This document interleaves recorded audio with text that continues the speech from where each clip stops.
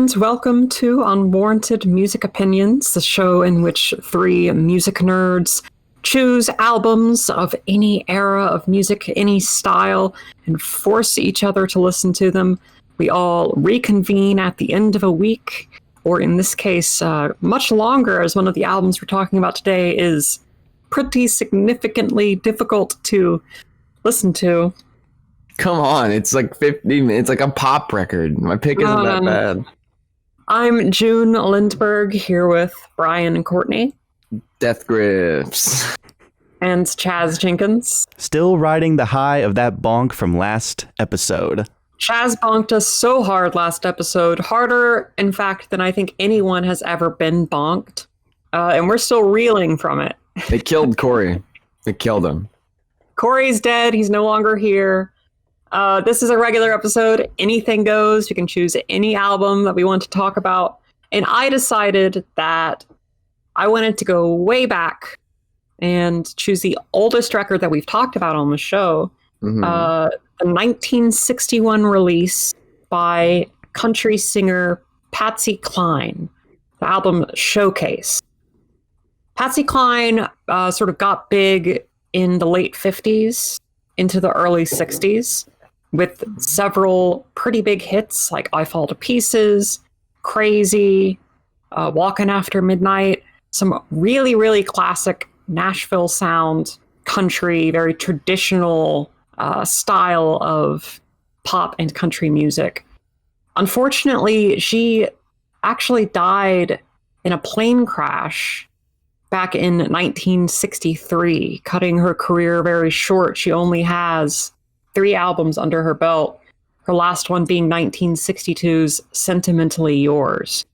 Before that, she really did put out quite a few singles, had a very significant impact on country music and pop music as well, and just has this wonderfully comforting and beautiful vocal delivery as she sings over just some absolutely unrivaled classics of this genre. And this is a genre that we don't really talk about that much. I know that we've talked about a few country records, but this is going pretty far back.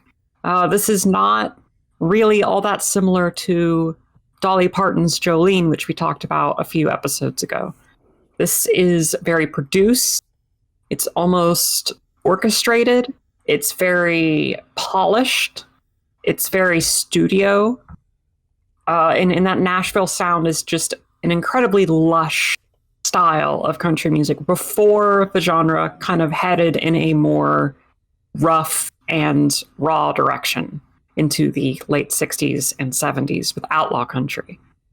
So I'm excited to see what you all have to think about Patsy Cline. This record is just one that I throw on every now and then. And for a while there, earlier this year, I was just pretty obsessed with. It's super easy just to throw on and listen to. I've heard it several times. Some of the songs here are just constantly in my rotation. I find it to be just a wonderful, wonderful record. And I was hoping and praying that you wouldn't come here with some dumb, oh, this sounds really old. I don't like how old this sounds. Kind of. Why would anyone say that? Why would anyone here say that? I don't know. I was worried. Because this kind of album, like Showcase and Patsy Cline, like Patsy Cline is revered for her singles, but she's not really a music nerd staple, even in country music. But I think this whole record is a lot more than just the singles as well. I think it's pretty consistent. It's just one that I think deserves more attention. Well, I gotta say that from the get-go, this might be a little controversial, but I think this is better than the Dolly Parton album. The vocals are gorgeous. Who's a better singer, Patsy Cline or Dolly Parton? You be the judge. Personally, I honestly prefer Patsy Cline singing. It's got some tenor to it, and it's so lush and beautiful and really vibes well with the instrumentation here. The production, is super crisp, and honestly, it's way more 60s than the 70s production that we talked about on the Dolly Parton record. But I just think it creates this really beautiful landscape of music. everything's kind of mixed in a way where you kind of hear it in all different channels, and you have Patsy Cline's vocals riding over top of it. It's just absolutely gorgeous. And I think it works for this type of music, because when something needs to be rough, it should be rough. When something needs to be clean, it should be clean. I think if this was a more rougher production, I think it would take away from it. I'm glad that it's as crisp and clean as it is. The songwriting here is super catchy and super, super well done. Like, I love the guitar melodies and the strings, and the male background vocals are pristine. Like, they need to be here. They are the best instrument utilized here in this album. Like, my favorite song has to be Fooling Around. That has to be my favorite song. Oh, dude, that's my favorite too. Yeah, I didn't think anyone else would like that one that much. Dude, it is so fucking catchy. And the male background fooling, like, you've been fooling, da, da. Oh my God, it's so awesome. And I got big vocal jazz vibes off this record. I'm surprised that it doesn't really, I'm sure there are reasons it doesn't fall into that category. The instrumentation, I guess, isn't jazzy at all, but I like the, definitely, I guess maybe just vocal jazz has some of those traditional pop vocal stylings is what it is. But that was the first thing I was reminded of listening to this. Oh, yeah. Like, this thing isn't just country all the time. There's a little bit of other styles kind of mixed in here that go over beautifully. I do have one complaint. And more listens, it's become more of a nitpick. But it needs to be said. Lyrically, this album is one note. Of course. Every song. It's a Nashville sound record from the early 60s. Yeah, it is. It's a little outdated. The list of songwriters for this thing is long. You know, a lot of these tracks are not Patsy Cline originals. Patsy was basically the perfect vocalist for this record.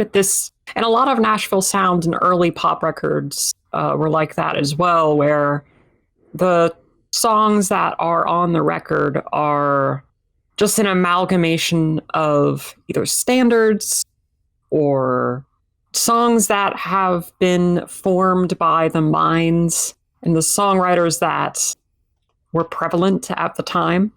Because I know that you've probably heard different versions of Walking After Midnight. I mean, that is basically a standard at this point.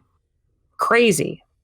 I Fall to Pieces. The big hits on this record have probably been played and done a bazillion times, especially just throughout the 60s. And I'm not exactly sure when they were written, but there's definitely a lot of 50s pop here as well. Yeah. If I could sum up this album in one word, it would be lonely or alone. Patsy Cline is very sad and very lonely on this record. It's awesome, though, because a lot of these songs are catchy, kind of funny, got some charm and humor to them. Some of them are beautiful, very bittersweet, or just very sad. There's a good mix of emotions on here, but all of them are about pretty much the same thing. And it's kind of funny because on one of the songs, you think, oh, a change of pace, something different on The Wayward Wind. But no, on the second half of the song, it's about a guy that she misses. Like, okay, well, we tried. There you go. But I like, it is really one note. To me, this thing is just a total vibe. It's just a total melancholy, lovey-dovey vibe. That's really all it is to me. Not in like a bad way. Like, I'm not trying to reduce it or anything, because Patsy's vocals are really nice. And probably the most alluring and memorable thing about the record. Because the songs here, it's just, it just sounds like a bunch of old pop songs, which is fine. They're good. And her singing is really good. But, and it does kind of flow very nicely. It doesn't ever get boring or redundant, I don't think. I think the flow, it's a cool, like, 29 minutes. Yeah, it's crisp and quick. I think the flow of this album is great, though. I don't ever feel like there's like a weird order. There's no lull, or how could there be? It's 30 minutes and it's like a bunch of 2-minute tracks. What more could I ask for? Like, it's all super simple song structures that are like 2 minutes. Bam, bam, bam. 29 minutes, you're done. But I don't think the songwriting is that as simple as we're making it out to be, because when you really pay attention, like, there's some interesting stuff going on in the music that I think really goes to show just how well made this album was. And I didn't know about the plane crash. Like, that is, like, she could have had a long, illustrious career as Dolly Parton, but that's a damn shame that it was cut short. Honestly, this kind of music should be held more on a platter, like a lot of music from this era should be, because there's something deceptively simple about it, but also kind of complex. And like, there's a reason that a lot of these chord progressions and structures are copied, because they are so good. They're just they work and they're catchy. I think that there's a vintage appeal here too that a lot of music doesn't really have for me. Just the fact that it is kind of old. You have to make exceptions about it, you know? When you go to listen to a record like this and it sounds the way it does, and you look at how old it is, like June said, this is the oldest record we reviewed for the show. I have to have I had some reservations in my head about what this thing was going to be, even though I was expecting to like it, and I do like it. But the old sound of this thing is not like a hump to get over. I feel like I'm just making an exception, you know, because I don't like necessarily love the instrumentals here. I think they're pretty, and I think they're good underneath Patsy's vocals. I think they're varied too, that no songs really, you know, there's no lulls or anything. I think a lot of songs maybe don't stick out as much as others, but that's just going to be with every record.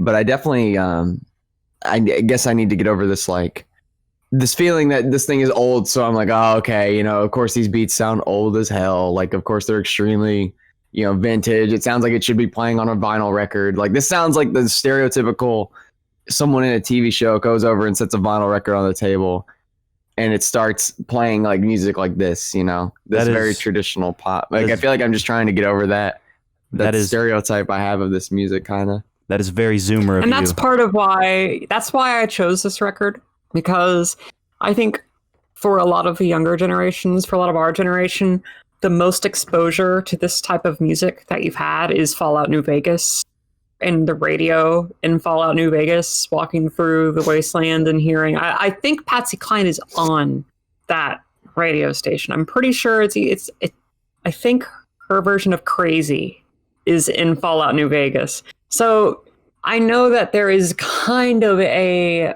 divide, and listening to this album might be difficult because you, like Brian said, you hear it and you start thinking, oh, this is kind of like music like my great grandma would probably be into, or something like that. And but I think it's bad because of that. You just have that reservation, right? There. It's always going to be there. See, I think getting past that is important for appreciating a lot of different styles of music and a lot of music from these eras. And I think that this being a very strong record in its own right, on its own merits, in terms of the vocals, the songwriting, the production, the instrumentation, I thought this was a good one to choose to kind of try to break through that barrier of that perception that I know, Brian, you mentioned you might have. I don't know about you, Chaz, what you think about that. I've never had that in my life. For me, music is music. Music is music. It doesn't matter where it came from. If it's good, it's good. Because for me, I'm the type of guy that will find music anywhere, as we've clearly seen from this show. I feel like I have with mixed results. With mixed results, but I feel like I have a very diverse collection of music that I can go to. Your taste is very much your own. Right, but for me, when finding music from any era, there's never a divide of like, you know, this is very old. I think that's silly because you handicap yourself from going back to the roots where a lot of music that you enjoy nowadays comes from. I think it's good to appreciate the past, but it's also good to appreciate what made the past so good that got us to the point we are now. Like, I love looking for music from the 90s and 80s, but I also really do appreciate music from the 60s and 70s. I'm the type of guy... It's like when we first started this show, and I was super into, at the time, just keeping up, like what's new, what's up.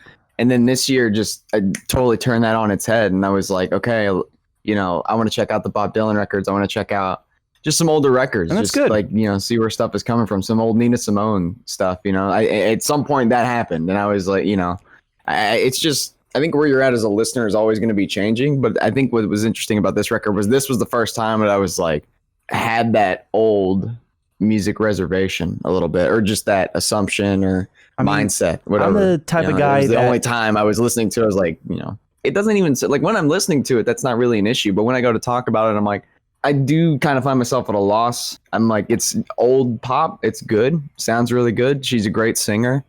You know, these songs stick with you because they're really pretty, not necessarily because of what they say.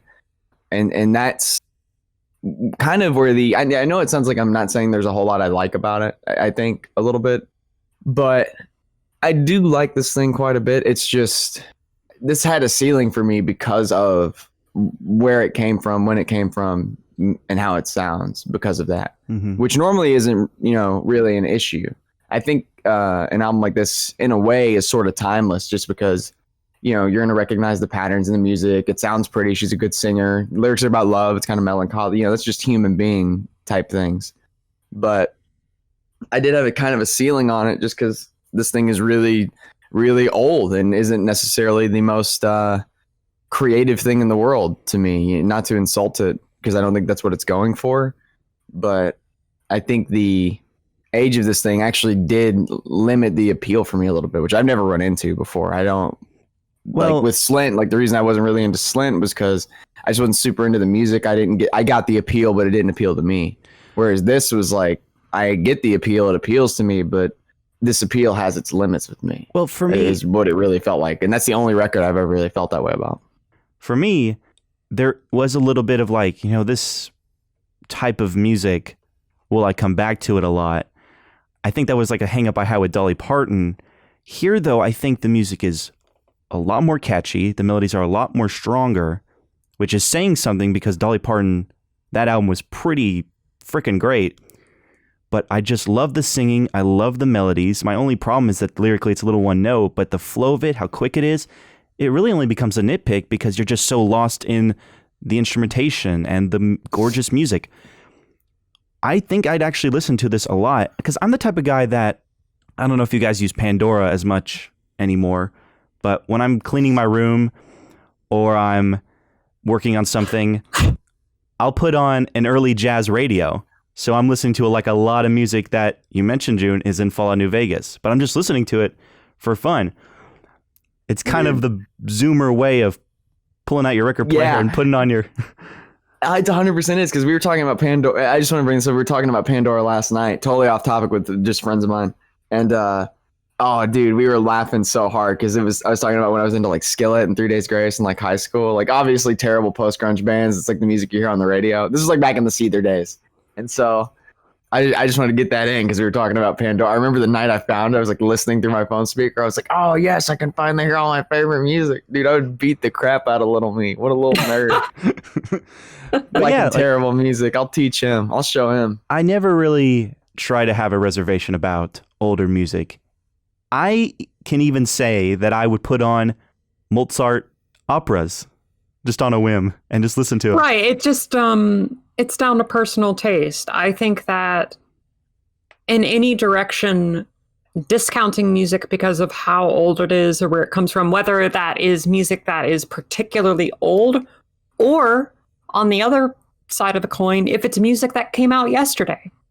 You know, I know there are people who are like, oh, all the music that's coming out today isn't nearly as good as all the music that came out back in the 60s and 70s. And then there's a lot of younger people that are like, oh, I don't listen to anything that was released, you know, before 1990. I see that a lot. I see that a lot on like Rate Your Music and just with the younger generation of people who have this sort of mental block when it comes to stuff that sounds old. And for me, this record is still fairly timeless, as you mentioned, Chaz, because of how beautiful the melodies are, how wonderful her vocals are. I think there's a lot of emotional power in songs like I Fall to Pieces and Crazy, as well as Have You Ever Been Lonely, the closer. I Love You So Much It Hurts is another really, really fantastic track. Are those like your favorite track? Because I'm like the total. I like Wayward Wind. I like South of the Border. I like Walking After Midnight. Like those are probably, and Fooling Around, obviously. My favorite tracks are I Fall to Pieces and Crazy. Those songs are just absolutely gorgeous. I like Crazy. I like when she gets kind of lower in her register a little bit. I like those songs. They're a little more moody, a little more slow. Are Fall to Pieces, Fooling Around, 7 Lonely Days, San Antonio Rose and A Poor Man's Roses are particularly ones that I really enjoy. And I like that we all have different favorite songs across this record. I think it shows how consistently solid it is, and it's a record that I've just thrown on a whim many times because it's short, it's sweet, it's easy to listen to. It's only 30 minutes long. I would listen to it at work all the time, like early this year and into like last winter. When I first started getting into this record, I found myself just pretty much obsessed with it. Like I just couldn't stop listening to it because it's just such a lovely piece of music. Yeah, it's just something I wanted to talk about because I think that having a variety of stuff that we talk about on the show, talking about music that is from a lot of different eras, that was created with many, many different perspectives. One thing I like about doing this show is that while I know that we all have our personal go-to genres, and there are definitely genres that we talk about more than others on this show. I'm not about to say, we cover absolutely everything. We're trying to. But I like to think that, especially fairly recently, I've just been trying to get different experiences and see how we all react to these different viewpoints of humanity coming to us, whether it's God is my co-pilot or... There you go again, playing favorites. Why do you keep fucking bringing up God is my co-pilot? Because I think God is my co-pilot. Like, this She's is just super into it. I right just now. love God It'll as my pass. co-pilot. It'll pass. I'm just giving you shit. I'm feeling a decent 7 on Showcase. I would do Patsy Cline again. Happily. I would do just about anything we've done on the show again. It's good. It's really good. Ragdoll. Well, Ragdoll only has one record. Yeah, I have to make a new one to get that on the... I don't know if I ever will. So for me... really enjoy it. For me, light 9. I think it's better than Dolly Parton.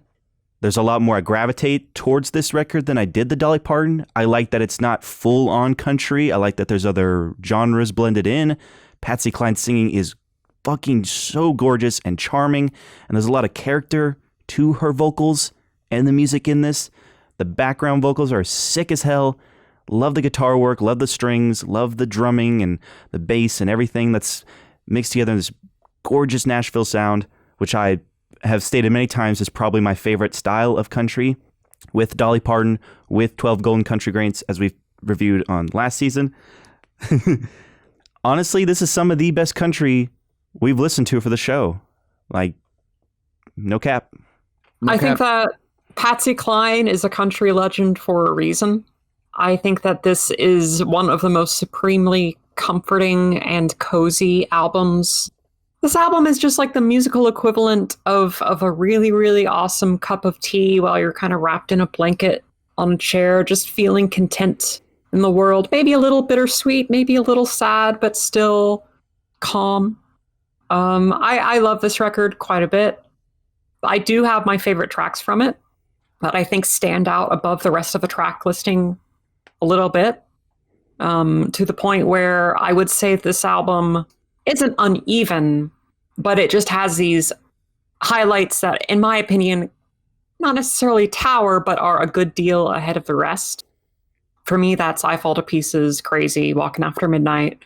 However, that's just still more of a nitpicky type thing. This is like a strong 8 for me. I come back to this quite often. It's definitely one of my favorite country records. And I'm really glad that it had a good reception with you all, because I was excited to talk about this. 2017, Alex Cameron, Australian artist, pop record called Forced Witness. My pick. I honestly was just straight up fishing for a 10 from Chaz this week. Straight up. Was just straight up like, okay, I think this will get a 10 from Chaz. Because it's extremely catchy, extremely upbeat. It's really funny, actually. But also sort of serious, in my opinion. This is basically 10 tracks that are all follow the same kind of formula, are varied in instrumentation, center around similar or themed lyrical concepts. It's actually another love album, now that I think about it. Not like Patsy Cline at all. And I think that me and June talked about this a little bit before the show in regards to particular lyrics that we can get into when we start discussing this thing, that he's kind of putting on a character just a little bit. It's hard to tell, though. It is hard to tell. I don't know if necessarily he is, or if he's just demonstrating like extremes of the masculine traits, like male traits that he is kind of riding around and basing these songs on. You know, this is like the love-struck young dude who like wants to be cool, but makes terrible decisions and also isn't very cool at all. Is just a total hopeless romantic and a little overbearing. That's definitely how it reads to me. But really, really at its core, what I love about this record are those themes that they explore, but in just how kind of amazing these songs can be. It's definitely an album of highlights, and then everything else is just really good to me. But I also can't help but like identify with some of the stuff being sung about on this record. It's kind of strange. I guess we can get into it a little bit more, but I'm definitely curious to what you all think. I thought Chaz would straight up adore this thing. I thought it'd be bam, like I would change his life. And June had heard this because I just obsessed over it for a little while and played it all the time around the house. So, well, no 10 this week, unfortunately, Brian. I know it hurts, baby. But I gotta say, when you said that you picked this purely for me, kind of like when I picked Chumbawamba for June, yeah, I would be lying if I didn't say that this wasn't right up my alley. Amazing production, super duper catchy songwriting, the synths, the instrumentation, the drum work, Alex Cameron's really cool vocals, awesome. The sax on this fucking thing is life-changing. Love the sax on this thing. However, I have one major complaint, and this is not a nitpick like Patsy Cline. This is an actual complaint. Do not like majority of the lyrical content on this record. Do not like it. Oh, no, Do come not on. like it. What? I don't find it funny. I don't find it intriguing. It honestly makes me uncomfortable, and it almost takes me out of the vibe. But this music, the music saves this fucking record because the music across the board is flawless. But the lyrics almost take me out of the vibe, dude. From the get-go. That's heartbreaking. Look, I could get it for a couple of songs. Like, from the get-go, I do get the sense that this is a character. This is played up. It's part of the theme of the record and what it's just as sleazy as possible. Right. To some extent. It's very sleazy. It's very But there's no sex obsessed. There's no subtlety to it. It's just blunt as can be, and I think that takes me out of the vibe that it's trying to create. A few of my tracks that I really like that I love: Candy May, Country Figs, Running Out of Luck, Stranger's Kiss. 1, 2, 3, 4 punch from the get-go. True Lies, Stud Muffin 96, The Chihuahua, pretty good. Love Marlon Brando, love Politics of Love. Do not like The Hacienda. It's fine. I think it's the weakest track. Maybe my least favorite track, too. It's the weakest track. I kind of get that. The melody is kind of lame compared to the others. I think the lyrical content on one is kind of abhorring, honestly. Chaz is the only person who could say, he's like, no, I really like this record, and now I'm going to break your heart. Yeah. Like, it hurts, man. It just hurts so much. The line about his stepdaughter, like, I get that it's a reference to most porn plots, but it doesn't mean I want to hear that in musical form. Like, I don't want to hear that. And it's a shame because I think Alex's vocals are awesome on this. Like, him and synth pop, perfect. Match made in heaven. It's just, I don't know. What do you think, June? Because I just don't like straight up most of the lyrics on this thing. I just think a lot of them are just almost ruin the music for me. I actually am closer to you in opinion than to Brian on this one, I think. I would agree that the songwriting, the melodies here are what elevates this and what makes this, in my opinion, a pretty darn good record. Really, a pretty darn good record with some fantastic highlights that I'll mention. Candy May as an opener is pretty gorgeous. The melody is fantastic. I remember hearing it every time, literally for a period of like 3 to 4 months. I would know that Brian is awake because Candy May would be blasting like as he took a shower. Like I could hear from the bathroom, Candy May. I did not want this made public. That's what happens. Brian listens to Alex Cameron in the shower. This did not need to. This is. I'm being embarrassed right now.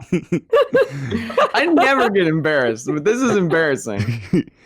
Stranger's Kiss, a duet with Angel Olsen. Amazing. Who has done Fantastic. who is a lot of the background vocals, including on like Politics of Love and yes, Running Out of Luck, I believe.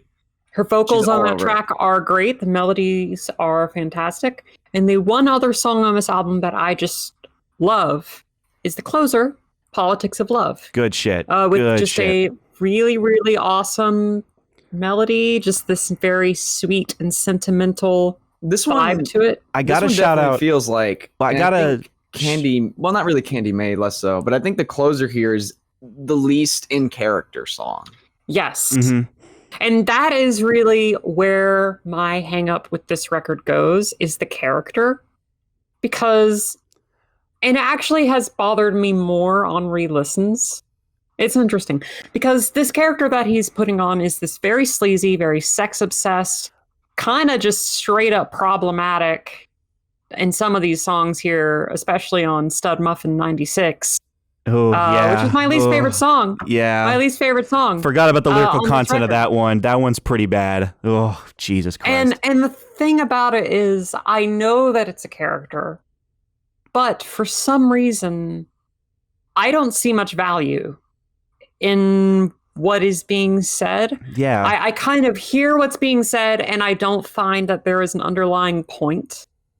I just find it to be just sleaziness for sleaziness' sake a lot of the time. Not all of the time. You can argue that the juxtaposition of his lyrics with this gorgeous 80s like synth pop kind of thing like plays into I think that's what he was going for too. I honestly think that instrumental vibe is to kind of give you like a setting, you know what I mean, of like where it's taking place. Like almost, it's like this. I get like Coke dealer. This character exists. I get like Coke dealer, 1980s Vice City, Florida. Like that's kind of what I get from. Yeah, big Vice City vibe. Yeah, exactly. But like that's what the only time really the character, even where this character is. The only time where the character like has a purpose is Marlon Brando, because that's when the character is deconstructed.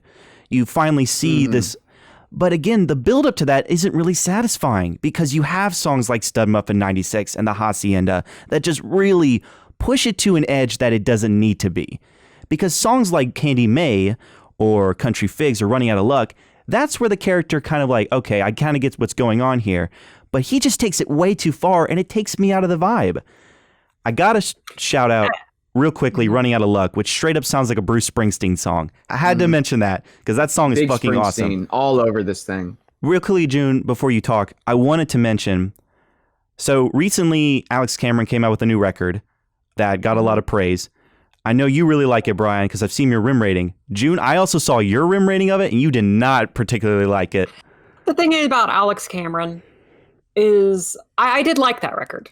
You know, Chaz, have you heard Miami Memory? Have you heard it? I've heard the song. Because I was thinking about doing I've heard the song Far From Born Again. Necessarily be opposed. I've heard the song Far From Born Again, and now hearing that and hearing this, if I could sum up this record in one word, it would be sex. It would be sex workers. Like, it would be, Alex Cameron is just obsessed with the sex industry. It is kind of like scary how much he writes about it.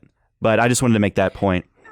I should mention, just to explain more of my feelings towards this album, let's just take it track by track to try to understand that more, because I'm very conflicted about this music. Candy May I love. Country Figs I think is really good. Running Out of Luck I don't love but think is really good. Stranger's Kiss I love. True Lies through Marlon Brando. And Marlon Brando I think is mostly saved by just a fantastic melody. Instrumentation on that track. But True Lies through Marlon Brando lyrically, I know that the sleaziness is the point, and criticizing it on its face just for being sleazy might seem like I'm missing the point. However, the more I listen to it, the more I am just not finding any value in what's being said.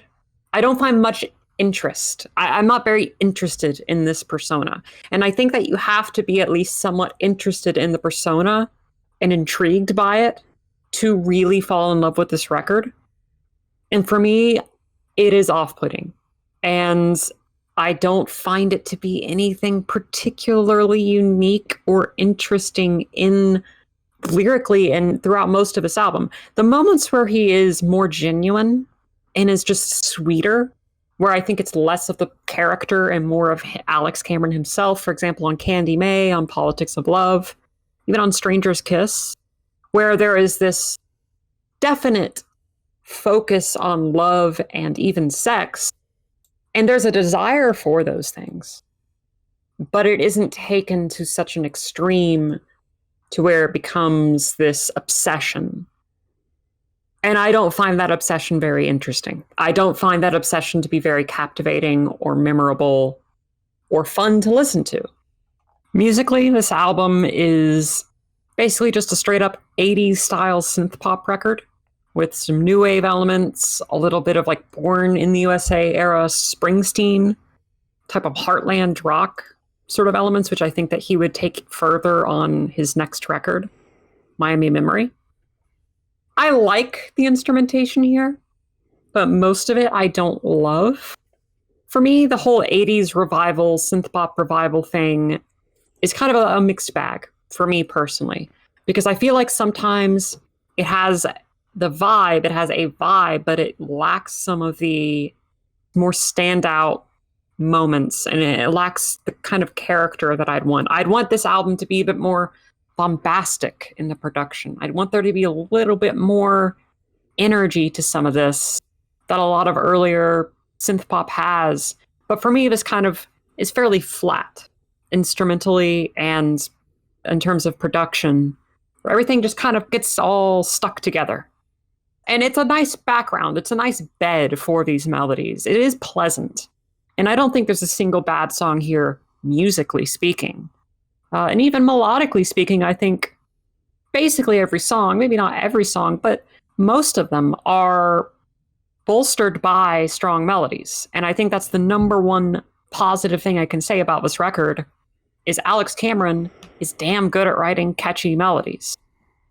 It's just kind of everything else where I just don't know if personally a 80s throwback synth pop album with a overly sleazy persona is my thing. I just don't care for that appeal very much. That appeal, there's not much of appeal there for me, except for when this album gets genuinely bittersweet and just actually sweet on like Candy May, which is just a love song, and Politics of Love, which is when it gets to that point, I'm actually loving this record. Like I love those two songs. My thing is, I know that you all have talked about not really vibing with the character or vibing with the darker part, or that they go too far. I would, and it's artistic license, you know, it's taking it to a point, you know, everyone's reaction is going to be valid to it. But the darker parts of this album, I feel like, are necessary for this character he's creating to give the character more purpose, because you all feel like there's lacking purpose and it's sleaze for the sake of sleaze. I feel like the sleaze is supposed to show you like this is, you know, it's helping create this character portrait. Like, this is not a perfect person. This is someone who is deep in the pitfalls of toxic masculine traits. And it's not just acknowledging those traits all the time. You get to see where that takes him. This is, you get albums all the time where it's like, this is a comeback, or this is them at their lowest point. And, you know, maybe there's a track of hope or something, you know, but I feel like this one's a little more subtle. I think this one definitely takes you through all the traits of this character and is trying to put a lens on these, not making them okay, but acknowledging these toxic masculine traits, and that good people can make bad decisions and can fall into these traps because of the pressures put on them. Even though those pressures aren't acknowledged on this album, I think that just I can totally see where he's coming from, because I've met lots of good men who do bad things because they think they need to be men. And that to me is what's so endearing about this record, even at its worst moments. Worst in quotes for me, because these aren't detailing experiences. So I can see him using this character portrait as a way to portray, here's the type of person that might be doing this kind of thing. Whether Alex has known them personally or has been through that himself, because I think the lines are definitely blurred at points, and it's kind of hard to tell what's in character and what's not. I think Stranger's Kiss is like the mission statement for the record. He is this character, or Alex at one point, or to a degree himself, and then totally this character, whatever that is sex obsessed, loves the thrill of just being with different women, and chases that thrill. And talks about on the verses, the sheer lows of not having that, and trying to figure out why he feels this way, and trying to wrestle with it, trying to see if is this okay? Am I allowed to be this way? It's the verses to me just communicate a struggle with trying to rectify this behavior, and whether or not it's inherently bad or not. But then you see him, doing things that are morally extremely questionable, to put it lightly, on like Stud Muffin 96 and the Hacienda. But I just feel those are totally necessary to flesh out this character and demonstrate that this person is making poor decisions. I feel like Marlon Brando, which is like one of maybe my second or first, could be my favorite song on any given day, is this, like you said, Chaz, this deconstructing, this like wonderful kind of self takedown. Like it's kind of like a bar fight breaks out, and then afterward he's singing about like, I know I shouldn't be doing this, but this is how I'm wired. It's too, this is very much like an older character who is wired this way, and it's just very difficult for him to change because behavior is instinctual to him at this point. And that is, it's not making the behavior good, but when you view it from the angle of, I think if you were in that scenario that is portrayed in the song, you would look on the outside and be like, that guy is such an asshole. But when he tells you like, I am wired to be, I don't know how to not be an asshole, that becomes pretty heartbreaking. And I feel like that's the crux song. That's like the pinnacle song for the character. And I feel like Politics of Love is kind of Cameron giving just an overall statement on like, this guy's decisions, all of his fuck ups are, based on this internal struggle from outside forces. But at the end of the day, he just wants to feel good. He just wants to be loved. And he doesn't know how to, he wants to love someone, but he's just going about it the wrong way. And there's no politics in love. I think he's just putting it down to like, this is a very individual struggle because it's going to be different for everyone. So, I feel like the record in scope is much bigger than it could get credit for. I know that some of the themes here, I know if you're not into the character of this thing, that could totally kneecap the record for you. And that's fine. I totally get that. But for me, I would go as far to say as I identify with this character a little bit. For me, and I'm relatively young, but I think someone who didn't have access to people who were trying to show them other ways to be a man or to love would not be this good. Would not be able to go down this righteous or be able to pick apart the record in that way. And I can, from the viewpoint of someone who's, I think, been on both sides of it a little bit, could totally understand, coming out on the other side of this kind of personality type and just looking back and being like, whoa, what in the hell was wrong with me, kind of thing. And I feel like that's what the record's doing a little bit. I mean, no one's going to, look at Stub Up in 96 and be like, well, I can understand why he would do that. I don't think, you don't really understand why he would do that, but it's not for good reasons. And it's not necessarily something, it doesn't make it okay, but it's just part of this hole that he's falling into. And it's like, when is he going to get pulled out of it if he does, is kind of what it seems like to me. Right. That to me is what makes the character so compelling, is him falling into these pitfalls of toxic masculinity and just seeing, where that takes him, no matter how dark it is. And I think the humor he injects into the record helps break it up just a little bit, like just kind of like, it's just using humor to kind of break up the seriousness of the record a little bit. Because there is some, I can't believe you don't find this thing funny, Chad. I thought Shat On by an Eagle. Come on, that's I don't get hilarious. That's the thing. I don't get humor from it because I don't know. My sense of humor is very weird. Because even if something is told to me, this is supposed to be funny, if I don't find it funny, I don't find it funny. For me, right, I just thought you would find it right. funny. For me, the biggest issue here is that, yes, this is a character. Yes, I totally agree with what you're saying, Brian. However, there's no subtlety to it. It's just so blunt. And I've critiqued this before with Shushu. I just think the way Shushu portrays these horrible scenarios is way too revealing to the point where, yes, it's making me uncomfortable. Yes, there's shock value. Yes, there's some factor to it that serves a purpose, but that doesn't mean I enjoy it. And that's the same thing here with Alex Cameron, with this character. Definitely with Stud Muffin 96 or the Hacienda.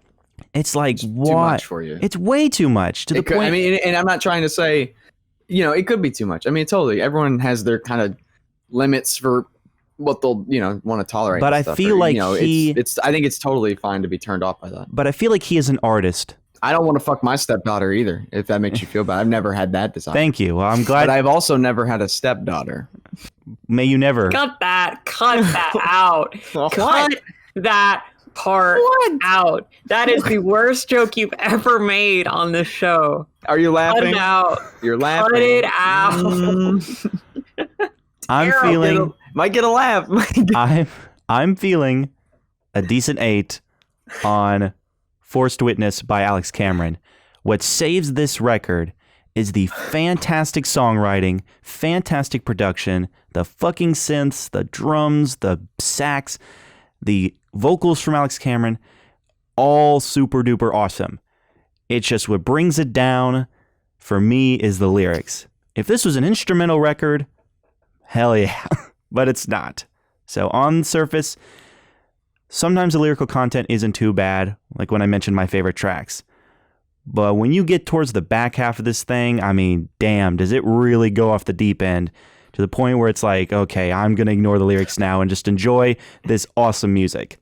I'm going to be honest. I listened to this thing like one time 4 days ago. I have played the shit out of this thing. I actually burned myself out on the record a little bit. Par for the course. Like I think I heard this thing. Oh God, Chaz. I think I heard this thing like earlier this year, like for the first time. Bad. It was a lot. Bad. I'm looking right now. I just want to say. I've heard it, but I'd heard this. Every single song on this record was very familiar to me. I have heard Candy May 33 times.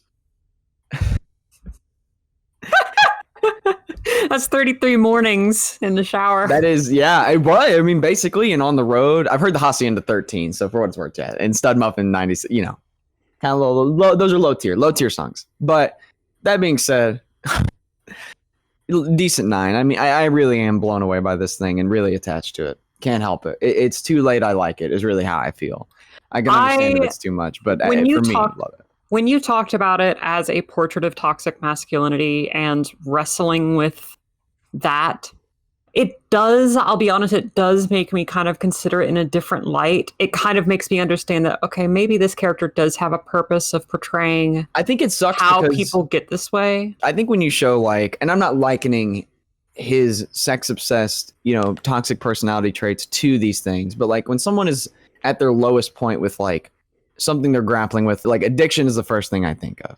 I'm not likening the two. But if someone's like grappling with addiction, they show them at their lowest. They are obviously hurting other people in their life, but it does, you still feel really horrible for them because they may not be totally in control of it, like they're totally in the grasp of addiction. I'm not likening that to this, but I think people have a harder time feeling bad for this character for where they are because of the things they're doing and how badly they affect other people, specifically like younger women, so I think that's something definitely to be talked about. But I think you can still, you don't have to pick which one to feel bad for in terms of this record anyway. You can feel bad for both and feel worse for another. Like that's totally fine. I feel bad for him because it's like I feel like he's just doesn't know what he's doing. Like it's just this total love-struck moron.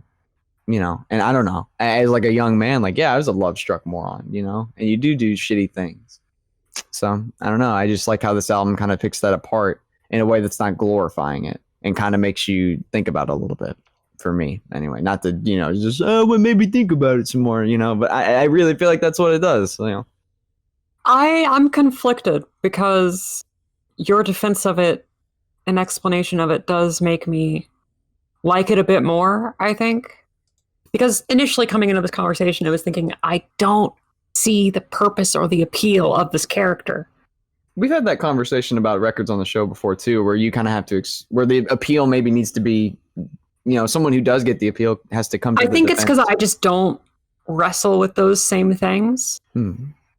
And that makes me not innately understand that it is a deconstruction and an observation of those things, and sort of, I'm going to go with a light 7. I do like it a lot. I do have hangups with the instrumentation and the sound, and it's not really my favorite thing in the world. I think it's a little bit flat sometimes. And there are still moments on this record where I'm just like, it's a bit too sleazy. But now that you've kind of explained what he's doing, it's still not really my thing. But I have a little more sympathy for the approach, I guess you could say. If you had cut out Stud Muffin 96 and the Hacienda, then maybe that concept would have come through a lot better. But as it stands, like... Right, I don't think the concept is perfectly portrayed. I guess that's my issue with it. Like, I like the concept now that you've explained it to me. I do think that trying to understand the roots of toxic masculinity is a worthwhile thing to do through music. I don't think that the moral of the story, per se, is necessarily perfectly portrayed in the album itself. And maybe he does this better on Miami Memory. I don't know. I haven't heard the Miami records. Memory That a lot. record's. I actually think that record's pretty different, and we'll definitely talk about it, even if you all had heard it 6 times, previous to this. That record is different. There's no character on that record. I don't think there's any character on that record being portrayed. I think Alex takes the same musical approach with a very different lyrical tone. It also has one of his best songs, Stepdad, which is not about fucking your stepdaughter. It's not about that. It's about being proud to be a step. I'm sorry. That's what we did. I did this. I'm sorry. You Okay? did this. But I feel like this is one of our better discussions because of regardless of how much anyone liked it. I was hoping Chaz would like it more, but I'm not going to complain about it, how much he enjoyed the instrumentals and stuff, and how catchy the choruses are and stuff, and how amazing like Stranger's Kiss is, and how amazing Run Out of Luck is, and how amazing Politics of Love is. So I'm more happy with just getting to talk about this record as something more serious, because I know a lot of people have heard this record, but I don't necessarily know why a lot of people like it. But I know why I like it. So I think it's amazing. So the album I've picked is the monolith that is Everywhere at the End of Time by electronic musician The Caretaker. Created by James Leland Kirby, he started this project in 1999 and has been making music under this monogram for quite a while now. Everywhere at the End of Time is his final album under this persona, and what a swan song to end on. Everywhere at the End of Time is a 6.5 hour journey where over the course from 2016 to 2019, he's releasing albums that are stages. And this is the compilation of all that together that he has released. The album is supposed to be a musical representation of what someone goes through when dealing with dementia. It is heartbreaking, bittersweet, powerful, and gorgeous, and scary, all at the same time. It's an album that's become really important to me since I've discovered it. And I've really wanted to bring it to the show, and I was so glad that you all agreed to do it, even though it is as long as it is, which we will talk about. But I think it's definitely worth discussing. I think it has a lot of merit, because to me, this is the exact opposite of Bish Bosh. This is the best kind of art. This transcends just being a musical project. Like, deserves to be in a museum, in my eyes. It is quite fascinating and something I was really looking forward to. I hoped you guys would come through and enjoy this, or at least see what I see when That was like fucking when you run by like on the playground and you just push some kid over on the way to the monkey bars, dude. That was fucked up. You didn't have to say that. Yeah. Stop, Chaz. He's already dead. I know this album is long, but I think there's a lot to take in and a lot to talk about. I'm very excited. What do you guys think? Few albums are this long. And, wow. Great start. I mean, it does have a reputation about it. It does have a lot of hype around it. and the concept is pretty ambitious. So for this thing to be longer than both Kill Bills put together and have such an ambitious concept stated from the get-go is pretty it made me skeptical. It did make me skeptical. I was pretty skeptical of this thing going in because I know a lot of people love this thing. In general, it's really revered, but sometimes music fans, God bless them, will just love things that are trying super hard to be emotional and like painstaking. And they're like, oh, just listen to how loud this string part is or something. Like there's this definite, I go in with a grain of salt because I'm glad they love it, but they can overhype things. It happens all the time. Case in point, Angel Olsen's record last year. A good record, but to me was like, come on, like the reputation it has, the reveredness for it just totally hurts it for me. It makes me think less of it because I'm like, I'm glad it did well and everything. So I had a similar skepticism going into this album, which is long. I mean, it is a straight up, like if albums were buildings, this is the Empire State Building. So I was definitely skeptical due to the broadness of the concept, the hype it had going into it. And honestly, I think it's all warranted, but maybe not for the reasons that you necessarily think. So this thing is, I would say, a mostly linear descent into musical disarray, to dissonance. Let's talk about it in two halves from my perspective. First half is just a little too long. I feel like it really does its job with the slow descent. But I do think there are a lot of tracks, while they're all pretty much pleasant, and you do get the slow descent with the vinyl crackling and the popping and the dissonance that's looming in the background. I do think that's done extremely well, but I do think it didn't need to be as long as it was.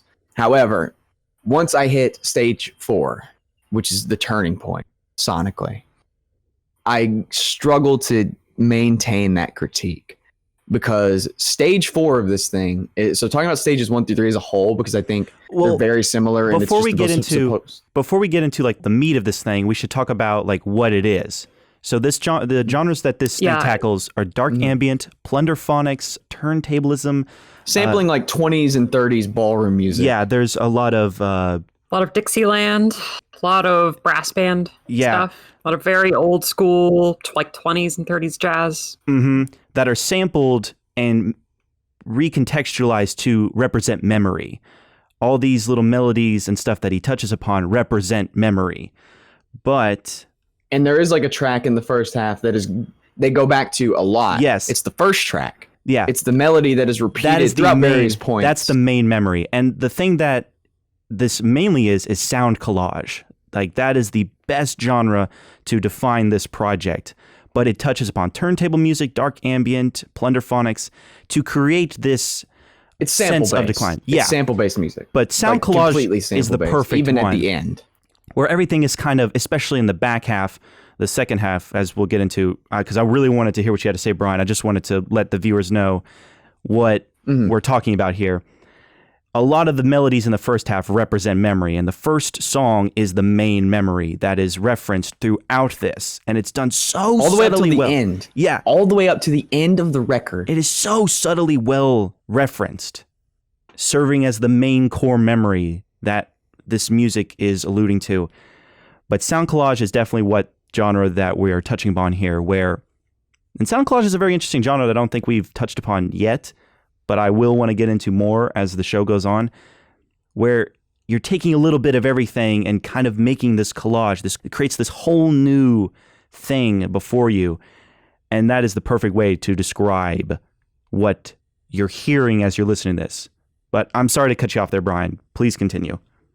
No, you're good. I think it is. Yeah, I mean, it's going in with I've heard it. I just don't, I forget to explain maybe what it sounds like. So yeah, it's a sample-based 20s and 30s ballroom music that is eventually just twisted and morphed into like never harsh noise really, but really gets to drone, ambient, dissonance is the best way to put it. All sampled from these old 20s and 30s records that have ballroom music on them, with a repeating melody that you hear at the beginning of the record used as, like you said, like a core, like a uniting factor among all the stages. and the first half of this thing is mostly ballroom music that slowly descends into vinyl crackling. It's setting the stage, and the length for it is, I think, mostly justified when you hit stage 4, which far and away, I guess, is like my favorite stage. Hit me the hardest because this is right before everything completely falls apart. This is like, there's still melodies here. This to me is the most sound collage-y part. Yes, I guess, sure. of the record, and this to me is the most chaotic, save for part 1 of stage 5.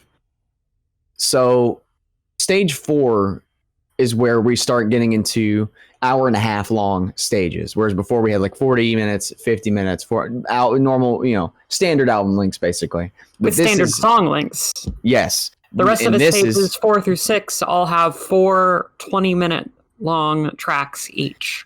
Yeah, they're really, they're long. I mean, there's 3.5 hours of material on the back half of this thing.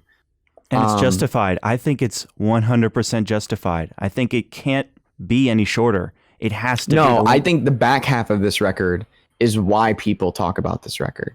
I would go as far to say it is the crux of this record, that this last half was as harrowing, as well put together, and as chaotic and kind of heartbreaking as it is. So to define those 3 stages, I think it is best put this way. Stage 4 is this desperate clawing at the edge of a cliff that, like, this, who the person who's experiencing it is just sliding down. And I think stage 5, at the beginning of stage 5, the first track on that side is shocking as stage 4 when it starts. And then stage 5 just eventually it's like being plunged into the darkness for the first time. It's really the scared newness of this place you're in, and you have no understanding of it. And every time you try to understand it, you forget you ever tried in the first place, is really what it feels like. It feels like it's looping. It's very dark and echoey and reverby. And my favorite parts on these final 2 stages are when, for about a minute, a melody will break out under this noise, and it breaks, and it totally has. Yeah. It is not subtle. It does not build its way to it. It's like a train is suddenly going by your house. Absolutely, completely, like almost tear jerking when that happens, because this album, because of what it represents. Exactly, because and thinking about it musically as well, like the first stage itself is not nearly, it's barely messed with. These samples are very straightforward. Do they have some reverb? Are they kind of ambient in nature? Are they a little far away? Are they a little record crackly? Yes. But they basically still represent a full picture of the original sample. Then on stage 2, things start getting a little weirder. Things start getting a little more echoey. Things start getting a little more reverby. Some of the songs will start cutting off before they sound like they're over. Stage 3, things are really starting to get messed up. And then once we get into stage 4, 5, and 6, by stage 6, you have no indication of what the music that is being sampled was in the first place. Mm-hmm. In fact, stages 4 and 5 are hectic and panicked and sad and are just jumbled. But stage 6, it's just pure drone. Very, very, very quiet. It's super droney. Like, holy shit. It's extraordinarily quiet, and the panic is kind of gone because the fight is basically over by that point. It's the falling action. It's the end of the entire experience. And so, Brian, you mentioned part 1 of stage 5, and you mentioned when only a couple times in the hour and a half of stage 5, when you get a straightforward melody again, an actual melody. And I think that you have to take the length of the record into consideration when you talk about how important that is, because the first 3 stages, which is where you have a lot of melodies, that's like 3 hours of music. And I listened to this thing twice in total. The first time I listened to it, split up into parts over the course of a couple days. The second time was a couple days ago, where apart from eating food and stuff, I listened to this thing front to back. Whole 6.5 hours. It took like 8 hours to do. That was all, my entire day was listening to this record. So after it's been so long since you've heard an actual melody and it comes back in the midst of this jarbled, panicked, terrifying, and sad moment, it is so powerful. And the reason why it's so powerful is because it's so uncommon and sparse, and because of how long it is. I think the length plays a big part in making this album as powerful as it is, because it is a brutal listen. It is a exhausting album to sit through. Absolutely exhausting. It is the musical equivalent of watching like a 3.5 hour long, emotionally draining, saddening movie, probably in like a theater somewhere, so it's really dark around you. And that feeling you get when you walk out of a theater after watching that, and you just feel emotionally drained and tired and sad. And you walk out of the theater and your eyes are burned by the sunlight, and you feel like nothing. You kind of start feeling a little woozy, like, I don't know what time it is. I've just lost time. That's kind of how you feel at the end of this record. Like, I don't know what the hell just happened for 6.5 hours, but that was completely exhausting. And I know that to some people, there's not going to be much enjoyment in that, because if you're going to listen to music, you're not going to want to listen to something that is going to jumble up your brain a bit and make you sad. But for me, the primary reason I listen to music, and the number one thing that I tend to enjoy about music, is emotion. And sometimes that can include the despair and panic and sadness on this record. It makes me feel things. And even though those are sad emotions, I still think there's a lot of value in how this album evokes emotion. Mm-hmm. Personally, I have heard other Caretaker records, an Empty Bliss, Beyond This World, which is referenced his record from 2011 on this album a couple times. I love that record. That is, a much shorter, much more concise message, though not quite as ambitious as this is. My favorite track here is the first track on Stage 5, which, it really does make me stop in my tracks. It really does just make me, kind of incapable of doing anything else but listen to it. And to talk a little bit about the concept here, Chaz, you mentioned that it is about dementia, essentially. I see it that way, but I also think that it can be kind of viewed as a lamentation for the older generations and people that came before us. I really enjoy reading about history because I really enjoy trying to empathize with people who lived and had vastly different experiences than my own, because I find it incredibly interesting. This is sort of it's kind of like an ode to that generation of people who were perhaps born in the 20s or during the Great Depression, the greatest generation, as they're called, or perhaps the generation before them. People who there are very few of nowadays.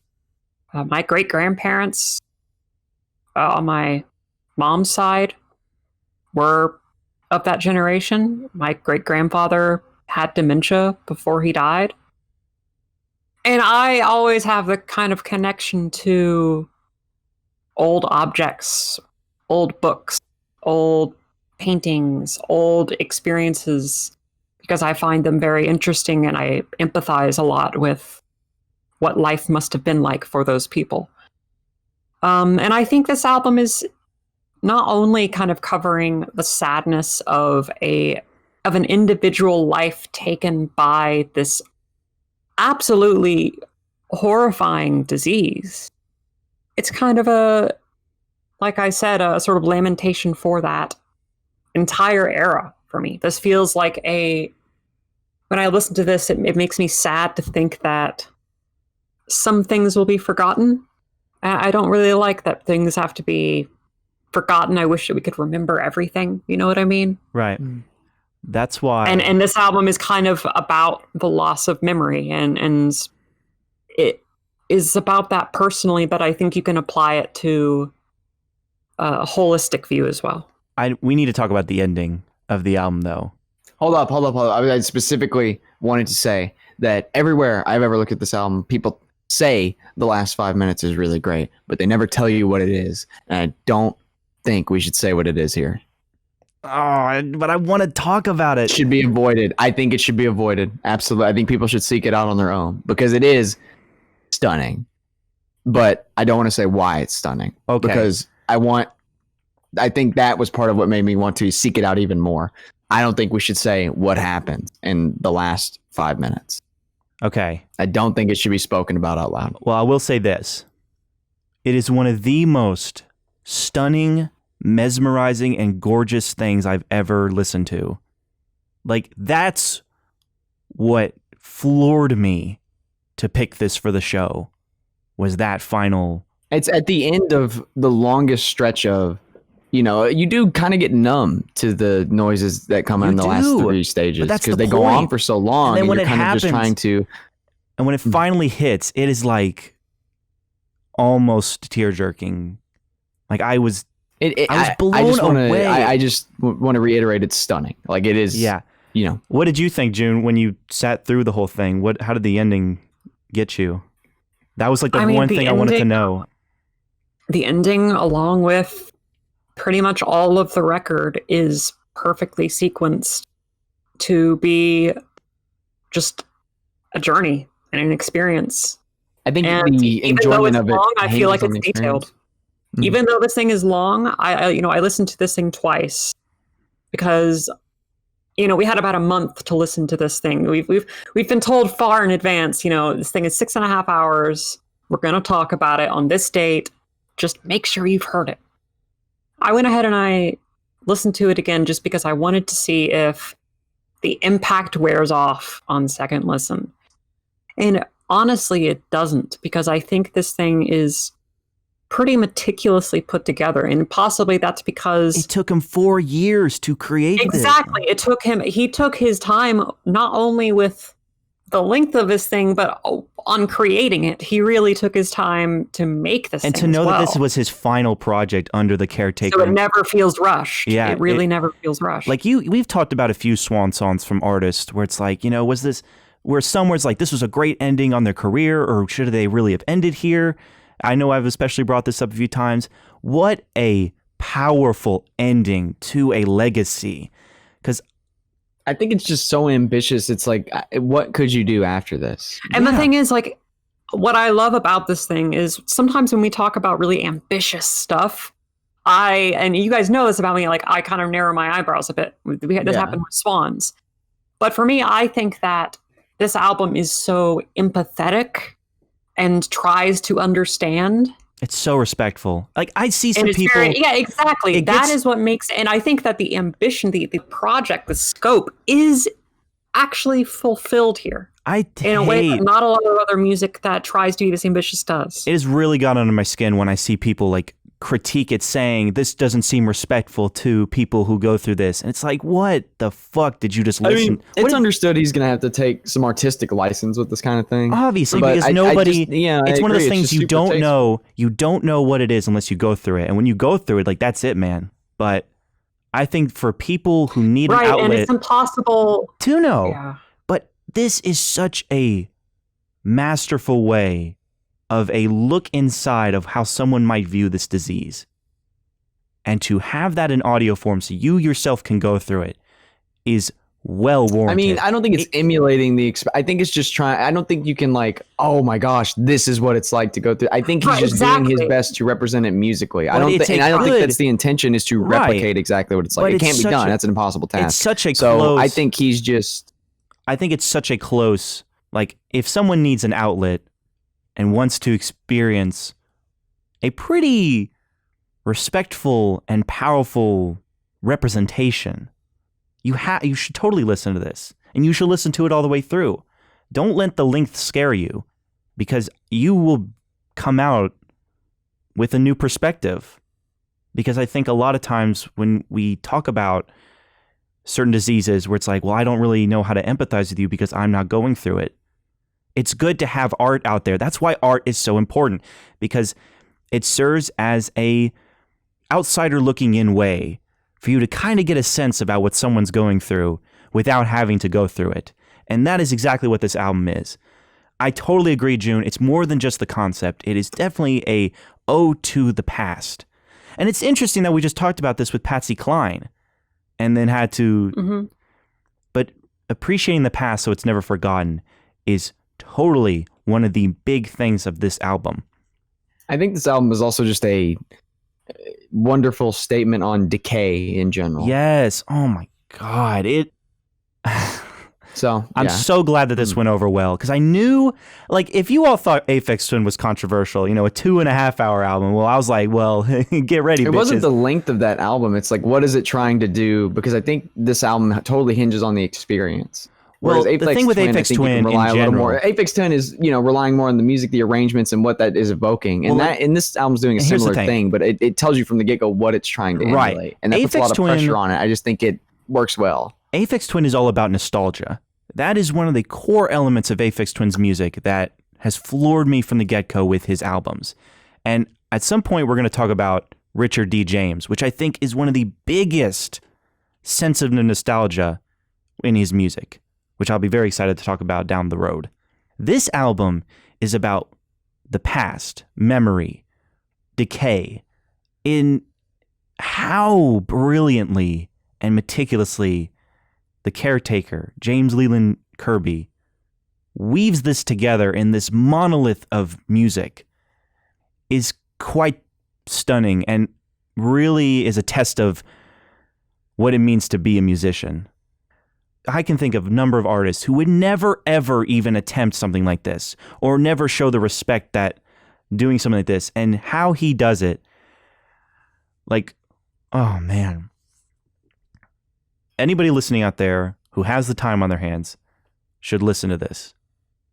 You can listen to it in stages, you can listen to it all the way through, but you need to listen to this. I think the best way to listen is either once all the way through or each stage individually in close proximity, because I did in close proximity and I don't think anything was lost. Okay. Because I did them so close to one another that I feel like I still got everything I could have gotten out of it. I mean, and yeah, I think there are multiple ways to tackle this project. I agree, it's a worthwhile listen if you're interested. The length is difficult. Will I ever listen to this again? Maybe not. I'd have to be in a mood. But the fact an album this long cannot be put on a replayable. You can't grade it on a scale. There's no way it can be. How re-listenable, you know? I don't think it can be. It's not the point of it. It's clearly not made to be that way. But with how well this concept is done, I have to give it a strong 9. I can't go any lower, but I can't give it a 10 because a 10 for me is like has a factor of a 10 for me is replayability. I probably will never listen to this thing again, but I'm glad I did. And anybody out there who should or wants to needs to. So I think that this thing, with just the level of quality it has and the general positive reception overall by everyone who listens to this thing, will go down as like a classic, pretty much. A very inaccessible but extremely well regarded like classic ambient record. Time will tell, but I do think this thing just has that staying power because it's not about the music, it's about what the music is doing and what's being done with the music. However, that doesn't necessarily equate to my personal enjoyment. And while I do have a lot of praise for this thing, for what it's doing and its huge standard it has to live up to, that it kind of does, it is extremely impressive, heartbreaking, interesting, and pretty much checks all the boxes for what I really wanted going into it, which is a feat. It is a feat. However, there are albums that I like way more than this, and I don't think it's fair to my true love of records and why I love music to give this thing, even though the grade's not that important, to give it a super, super high grade because of that, because I don't think I do like it as much as those other things I've heard. So I would go with a light 8 for the purposes of grading it. But it certainly, I think, will stand as a experience that everyone should stand to have if they are an active music listener, because the reputation it has, I think, is completely justified. Which is, I know when everyone's saying that and you haven't had the experience, it's kind of, you're looking in, you're like, I don't know about that. You know, go out of your way, because I think you will come out the other side having been glad you listened to it. So I'm really glad you chose this record for the show, because I don't know if I would have listened to it. It's simply so intimidating. I am going to go ahead and give this thing a light 9. Yes! Because not only is it just so powerful on its own, I think this album also kind of made me have a bit stronger stuff and become a little less scared when it comes to just super challenging, lengthy albums. Like now, after listening to Everywhere at the End of Time, if an album is 3 hours long, that's child's play. I don't even care anymore. And you know, there are several albums that are really lengthy that I've had on my radar that I've simply just put off listening because they're so long. And now that I've heard Everywhere at the End of Time, it's like, yeah, sure, bring it on. So I like that this album has affected me in that way personally as well. God, you came through. Thank you. Holy fucking shit. I'm so hyped right now. That was amazing. You both came through. I'm so happy that this went over. If you all came in here with some bullshit, I was gonna be very sad. But I'm glad that you all understand why I picked this, because it had to be picked. Once I found this, I was like, yeah, we have to. There's no reason why we shouldn't, because why we do this show is exactly why I picked this album. Thank you, June Lindberg. Oh my God. What are we doing next week? So next episode, we're going to talk about music released in 2020. I am going to go with a particularly easy pick because I actually, despite all the free time of quarantine and everything, I haven't really been keeping up with 2020 as well as I could be. And I also just don't think it's been as high quality of a year this year. There just hasn't been as many releases in the underground that have really taken hold of me. So I'm going to go with an easy pick. One that I think it'll be fun to talk about. It'll be fun to listen to all around. It's the new Charlie XCX album, How I'm Feeling Now. Get some electro pop, bubblegum bass, just very modern pop music on this show. Kesha, The High Road. That's all you need. I'm going to be doing, this might go over poorly, but it's an album that I found, and I've actually been listening to it quite a lot. I've actually really enjoyed it. It is a genre, a handful of genres that we're familiar with, that we have talked about. It is released from this year, but this band does have some pedigree. They've been around since the late 80s. They're called The Black Watch, and this is their new album, Fromething Some That. It's shoegaze, indie rock, indie pop. I guess we'll see. This has been Unwarranted Music Opinions. I'm June Lindberg. I was here with Brian Courtney. Kesha, The High Road. And Chaz Jenkins. Go listen to The Caretaker's final album. You will not be disappointed. And this has been Unwarranted Music Opinions. See you next time.